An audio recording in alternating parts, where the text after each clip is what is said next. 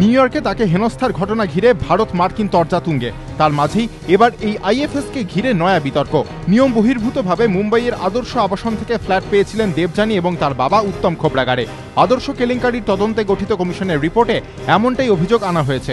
মহারাষ্ট্র সরকারের নিয়ম অনুযায়ী একজন সরকারি আধিকারিক কোটায় একটি মাত্র ফ্ল্যাট পেতে পারেন। মুম্বাইয়ের ওশিয়ারায় আগেই কোটায় একটি ফ্ল্যাট পেয়েছিলেন দেবযানী খোবরাগাড়ে। ফলে সরকারি নিয়ম অনুযায়ী তিনি আদর্শ আবাসনের ওই ফ্ল্যাট পাওয়ার যোগ্য নন।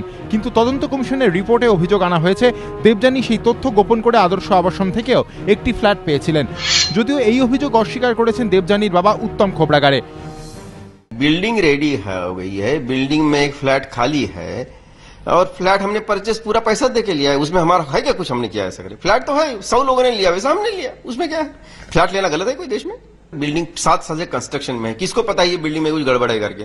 इसलिए जब हमारे ऑफर आई कि हाँ एक फ्लैट खाली है यार, आपको वहां बैठते हैं, आप ले लो, तो हमने ले लिया। কোলাবায় আদর্শ আবাসনের সদস্য সংখ্যা 102। এর মধ্যে অবসরপ্রাপ্ত বিচারপতি জে এ পাতিল ও পি সুব্রমণিয়ামকে নিয়ে গঠিত তদন্ত কমিশনের রিপোর্টে 25 জনকে অযোগ্য হিসেবে চিহ্নিত করা হয়েছে।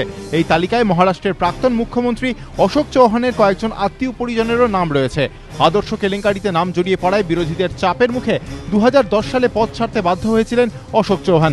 এদিকে বিদেশ মন্ত্রকের ওয়েবসাইটে দেওয়া তথ্য অনুযায়ী আদর্শ আবাসনের ফ্ল্যাট ছাড়াও দেবযানী খোবরাগাড়ের নামে 10টি স্থাবর সম্পত্তি রয়েছে। এবিপি আনন্দ।